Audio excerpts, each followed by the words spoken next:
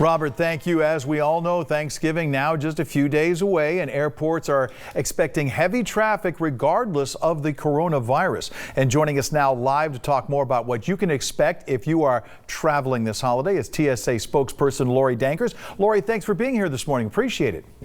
Good morning. Thank you for having me. You know, we have looked at several different estimates, people saying obviously it's going to be down tremendously due to the pandemic, but still a lot of people are going to be traveling. Do you think there's this belief that, oh, because fewer people than traditionally might be traveling, I'm going to be able to get through TSA quicker? Well, I can tell you that we had our busiest weekend since the onset of the pandemic just this past weekend. Both Friday and Sunday, more than 1 million people were screened. That's nationwide. So those numbers are a bit of a surprise. But as you know, anybody who has a ticket and their ID, they're allowed to come through the security checkpoint, and our officers will be there to screen them. In terms of fewer people, there are fewer people. We're down more than 55 to 60% from last year. But that doesn't mean people should come at the last minute. There's a lot of new procedures in place, and they should be prepared for those when they come to the checkpoint. And obviously, due to the pandemic, things are taking on a little bit more heightened sense of urgency and things. Number one, the mask, obviously. What are some other things that people might see that might be a little different?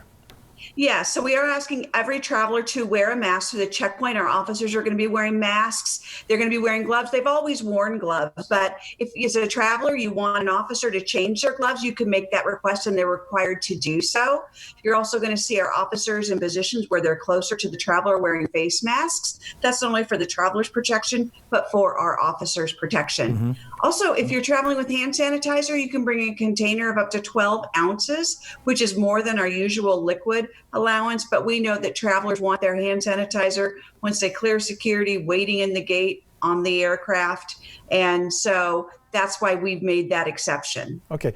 Being that it's the Thanksgiving holiday, what are some other things that people try to bring through security that you might say is okay? Other things you say leave at home? Absolutely. People travel with food this time of year because they want to bring something special if they're traveling by air to family and friends. And I would just say, please keep in mind those items that are liquids, those items that are like sauces, jellies, jams, those need to be under that 3.4 ounce quantity. Anything larger than that should be checked. Anything that's a solid, the cookies, cakes, breads, those are all fine. But keep in mind, if you want to bring your 23-pound Butterball turkey, that is allowed, both frozen or fresh. We do allow that.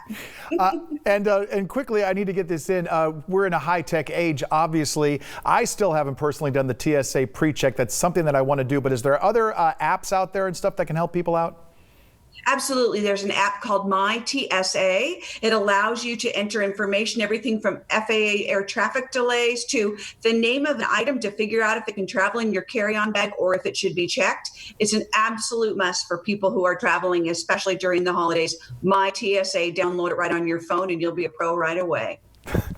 I'm sorry, I'm envisioning somebody with a full 20-pound turkey in their carry-on bag. Just hope they're not sitting next to you on the plane. Exactly right. Lorie Dankers, spokesperson with the TSA, I want to thank you this morning for joining us and have a great holiday. Yes, happy Thanksgiving to all of you. Thank you.